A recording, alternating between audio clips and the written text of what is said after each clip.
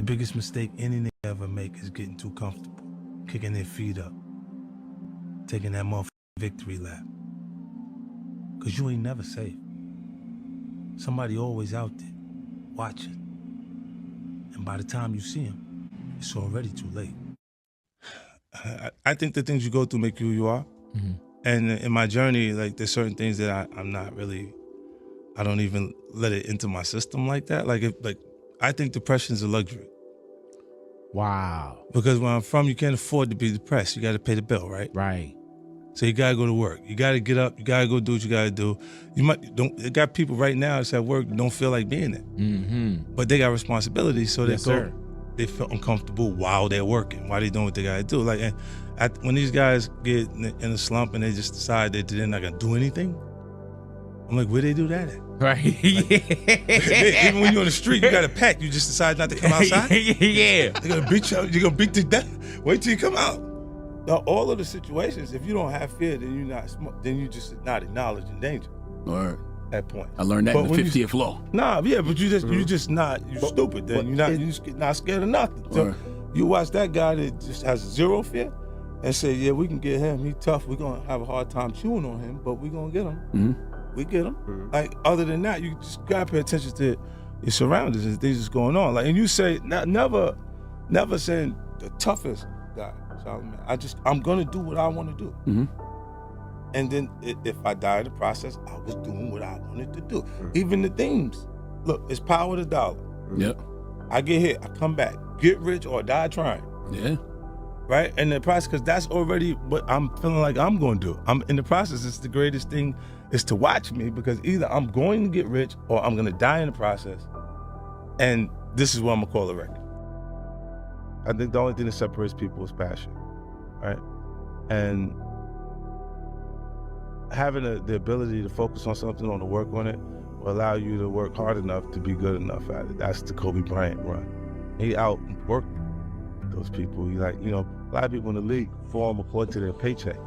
So they're like, I ain't getting that money, let them do it. Kobe was there every day. Yeah, and that's what separates him and makes him special to us in a different way, even after he's gone.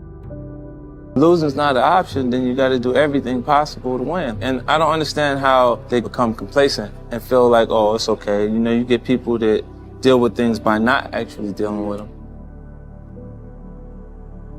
And it was a time that I actually didn't have anything, because the things that I acquired when I was hustling, it kind of went away.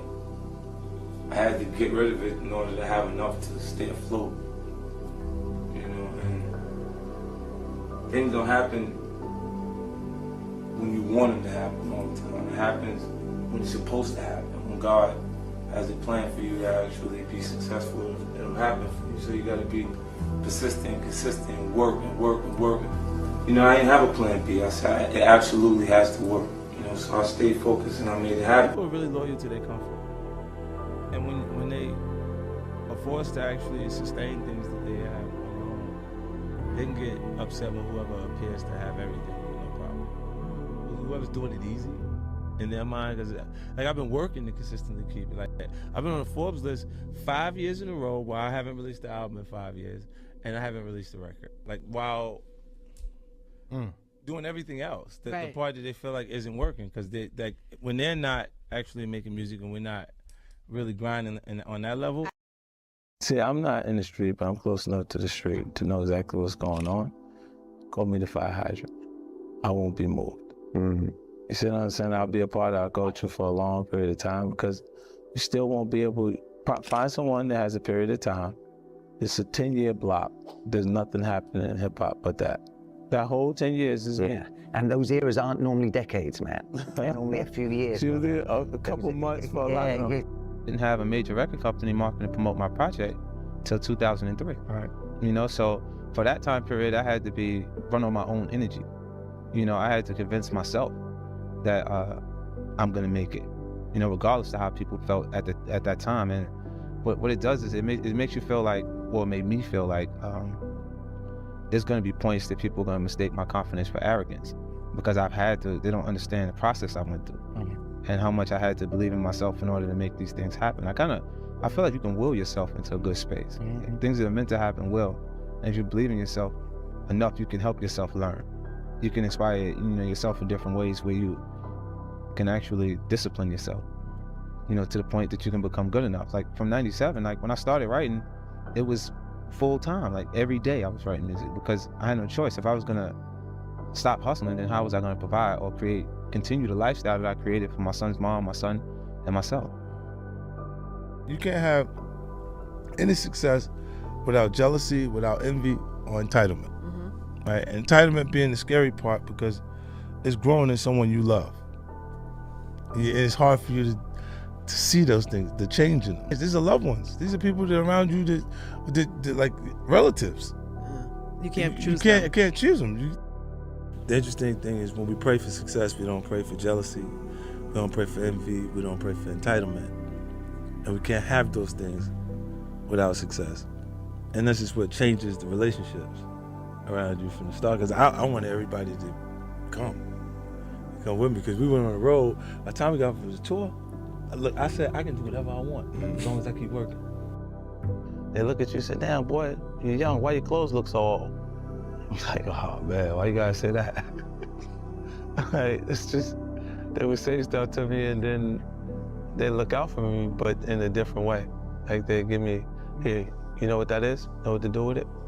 It's all right. Anybody bother you, tell them I'll get it to you. And there's some guys that were big enough in the neighborhood for them not to whoop me for selling, so it kind of got me started early. I was like hustling since I was like 12. Look at this. I didn't have cars or nothing like that at that point because this was the first run. I didn't have anything. Right. I had $800 a month for my responsibilities, the rent and stuff. So I went on that tour. Following that, by the time I came back, it was $38 million there, and no idea what I was going to do before then in tax time. That's crazy. So it was like we went to work, like really work. I was like, what you going back for? You want to go home? Right. We didn't have at home. Right. You going back there for? Like, you know what I'm saying? Like, you want to go home? Like, that was a threat. If you told me that if they push me to a certain point, I'll mess up in front of everybody. Yeah, I have the capability to just go there because it's just the way I'm brought up. Like, I never ran from anything because I didn't have nobody to go to. I've always had where I'm going. Home to get me. Ain't nobody there. Right. You know what I'm saying? Like, so I've always been in a situation where I'm forced to deal with it myself, so. I associated everything good with my mom. And when she went away, all the nice things went away. So I would see, a guy, the nice cars, clothes, jewelry, and different things, and they would appear to have everything from my perspective at that point. And it kind of led me into the same lifestyle that she was actually in. And I started hustling too, because they'd ask, like, what's the matter with your shoes? And not realize that there's no one there to buy those shoes anymore. They buy your shoes the first time, and then when they get tired of feeding you fish, because after we eat the fish, we hungry again. They give you a pole. Ain't no school for this shit. You gotta be smart enough to pick up the information as you go. I was crazy enough to believe what the fuck I was saying gonna happen was gonna happen. And that's why I was persistent enough and consistent enough to exist now. My grandfather told me, you don't get as far as the you talk to for no reason. You'll be successful as the that you talk to for no reason. What I mean is, if you spending your day talking to a nigga and got nothing going on, what the fuck kind of information could he offer you? Can he help you learn something? Can he teach you something in the conversation? As I grow older, the one thing that becomes clearer to me each and every day is that I don't owe anyone a thing, and neither do you. I've seen a lot of people pollute their potential after sipping from the well of entitlement. This is certainly true of many of the people I've been associated with over the years, even my own son. What they need to understand is that you should never feel like the world owes you anything. It doesn't. You must accept that it's all on you. That might seem like a very cynical way to view the world, but I would argue that it's actually liberating. You can only feel betrayal when you feel like you're owed something from someone. You can only feel resentment when you had expectations for assistance. When you accept that it's all on you, only then can you finally be free to focus 100% on being the best version of yourself.